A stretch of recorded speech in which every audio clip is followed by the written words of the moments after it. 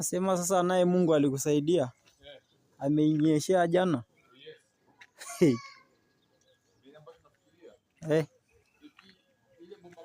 Au hata mpira kawaida unajaza huko. Si kile kimpira kuunganisha kuja hapo. Inabidi niwahi kuamka. Katika pale mpira sasa hivi